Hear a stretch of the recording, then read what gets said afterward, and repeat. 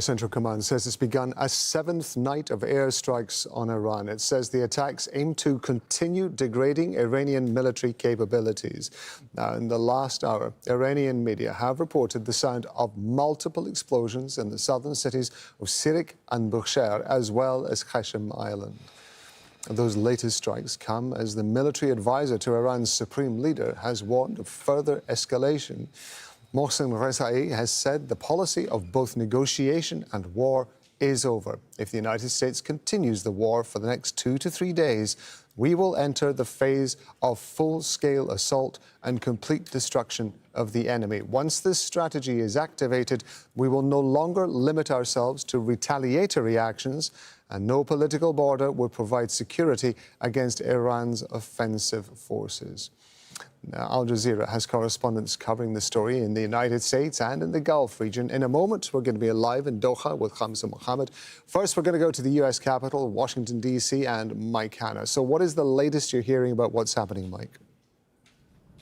Well, CENTCOM has released a statement saying that it has launched yet another round of attacks, a seventh successive one in the past days. It has outlined the military targets it is attacking, and interestingly enough, on the previous occasions in these CENTCOM statements, they have made clear that the targets are associated with Iran's control of the Strait of Hormuz. In other words, shore stations, drone factories close to the shore. But in this particular case, that has not been specified, which indicates that the U.S. military is widening these daily attacks away from pure Iranian control of the Strait of Hormuz to other targets within the Iranian interior, which is an escalation of this conflict. Mike, thanks very much indeed. I want to go to Hamza Mohammed. He's in Doha for us. So Iran fired missiles at the Al Udeid U.S. airbase here in Qatar in the last 24 hours. Other Gulf countries already reporting attacks. What do we know, Hamza? Well, Iran is saying that they targeted a radar system at Udeid base here in Qatar. They also said that they've hit military aircraft at the base. Now, Al Udeid is quite an important army base. It is home to the largest U.S. military presence in the Middle East. This air base, southwest of Doha, is also home to the forward headquarters of U.S. Central Command. That is the branch of the U.S. military that's responsible for directing operations in the region. Now, the Qataris and the base is also home to Qatari and American forces, and it's been in operation for about 30 years. Now, the Qataris and the Americans are not saying anything. We haven't had anything from them. This is coming from the Iranians. They're saying this is a response to America, the U.S. carrying out strikes in Iran. Before this statement from the Iranians, in the early hours of Friday, we had loud explosions, sound of large explosions in the skies above Qatar. The defense ministry here said that was the result of an interception, Iranian missile interception. The debris from that interception injured one child. That's what the defense ministry in Qatar is saying. But Iran carried out other strikes in the region. In Kuwait, the Kuwait army said that several ground troops have been injured following Iranian strike on military facilities in the country.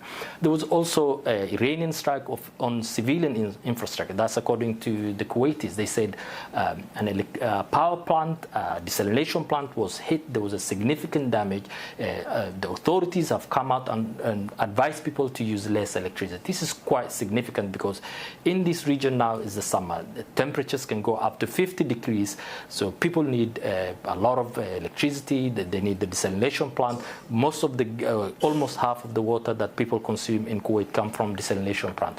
This has become a trend since America strikes Iran. Iran retaliates by striking countries in the region. Hamza, thank you very much indeed. There's Hamza Mohammed there talking to us from Doha. We're going to go from Doha across the Gulf. We're going to go to Tehran and Tawhid As-Sadi. So a new round of US strikes in southern Iran. Just talk us through what's being targeted and where. less intensified, relatively speaking, compared to previous nights, but still it's yet another night of continued airstrikes by the Americans targeting southern coast of the country. We know that in several cities explosions are reported. Sirik is one of them, and the city is very much important. It has been witnessing continued assaults by the Americans, and we have to keep in mind that it oversees the Strait of Hormuz.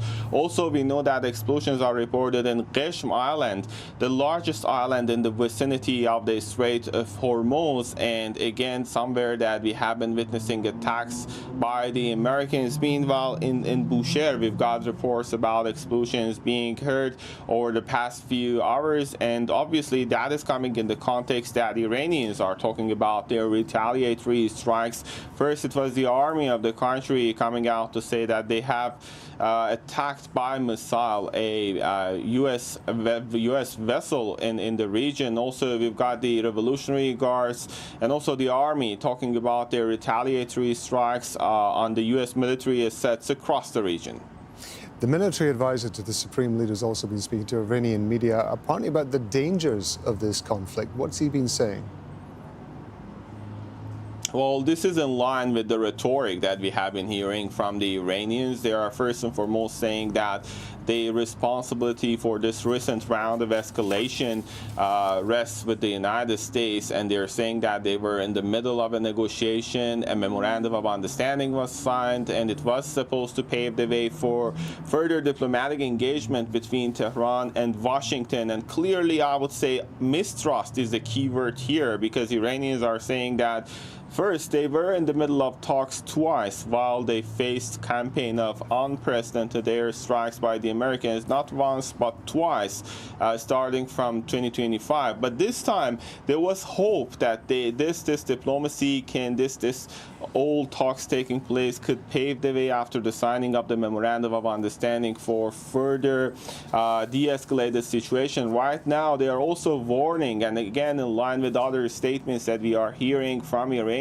that in case of further confrontation, there is going to be something beyond the region. And similar to that, we've got it from the spokesperson for the Revolutionary Guards the other day talking about the same. They said that we are right now concentrated upon attacking U.S. Offensive infrastructure across the region.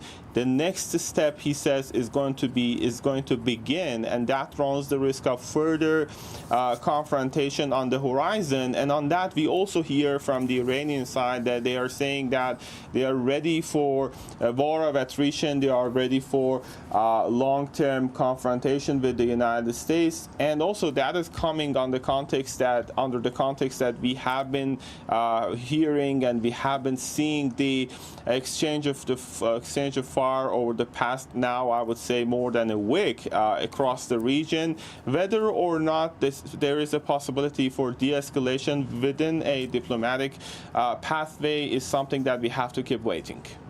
Talking to Sadi there in Tehran, thank you very much. We're going to go back to Washington, D.C. Mike Hanna. Is Trump shifting strategy in regard to Iran? We know that he gets regular briefings from his military advisors about the options that are on the table. Well, let's remember going back to the day that Trump announced that the ceasefire was over, but he insisted negotiations or dialogue was continuing. So he was involved in dialogue and in conflict at exactly the same time.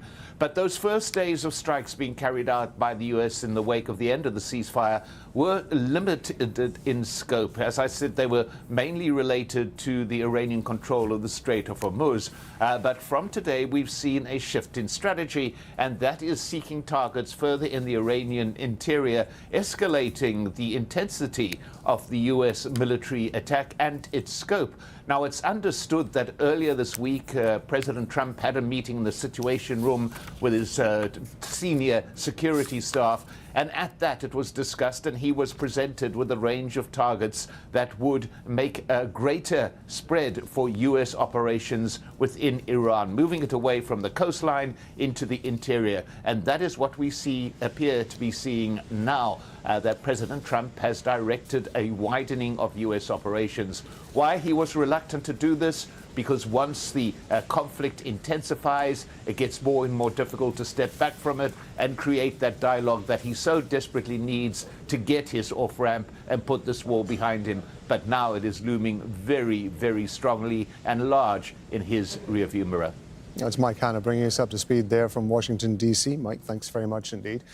Well, the increased military attacks have caused shipping traffic through the Strait of Hormuz to plummet. The maritime tracking platform Kepler says only 8 crossings were confirmed on Thursday. This is a live picture of the current traffic that's going through the Strait of Hormuz. It wasn't that long ago that was pretty busy in that bend in the strait. And now you can see there are a lot of gaps there.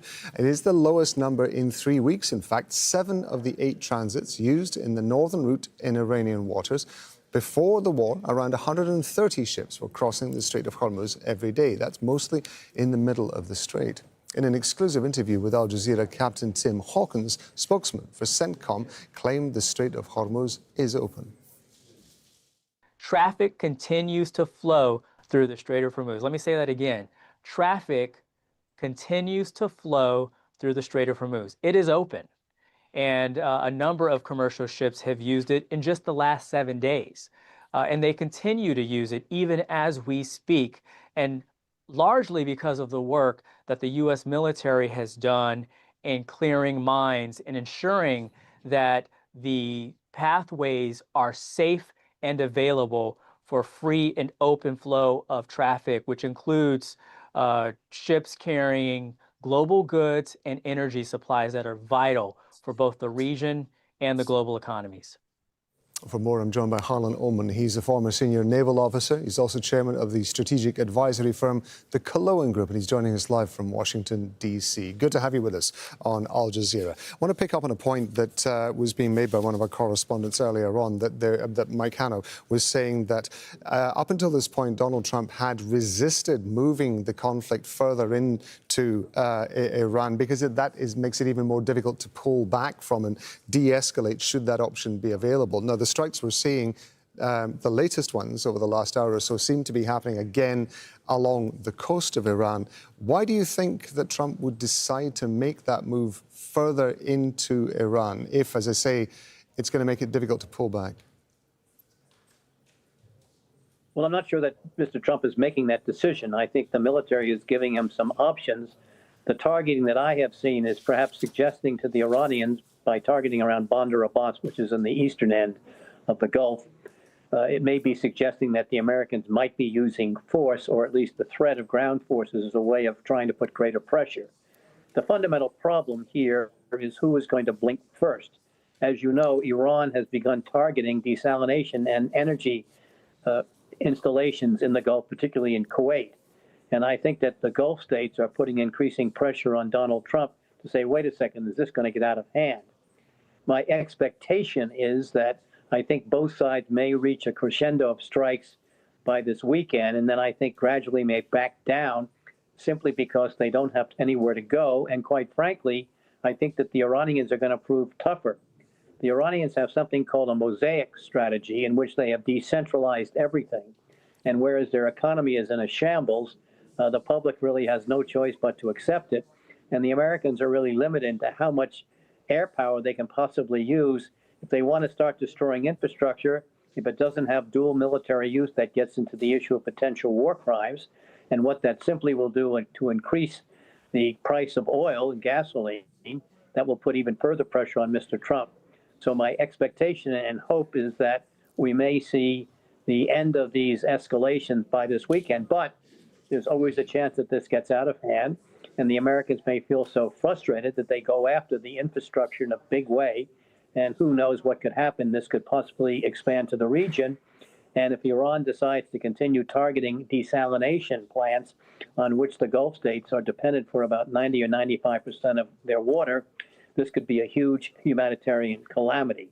So are we on the brink? I hope not. I hope that both sides are talking, and Donald Trump said they were. And I think that after this exercise of power by both sides, maybe cooler heads will prevail. But this is a very dangerous situation, and I don't think anybody can predict what the likely outcome is going to be. The way that you're describing this, it feels very familiar. It feels like the kind of conversation that we were having when the war was at its height just a few months ago, before the Memorandum of Understanding was signed. Is it too much of a stretch, do you think, to look at what happened those several months ago and actually try and track the way that this is playing out and maybe get some clues from what happened before, given all the fact that all the points you've mentioned are likely to be hit and were hit at the time, that we might be able to get a sense of how this conflict is going to go by looking backwards? That's a very interesting point. But what happened was, when we made the original strike with the Israelis, the expectation was that decapitating the Iranian leadership would cause the regime to fall, and therefore we would win very, very quickly, as we did in Venezuela. I think it took a number of weeks for the administration to realize that was not a winning strategy, and therefore the opportunity to negotiate, especially since oil prices were well in excess of $100 a barrel, changed their thinking.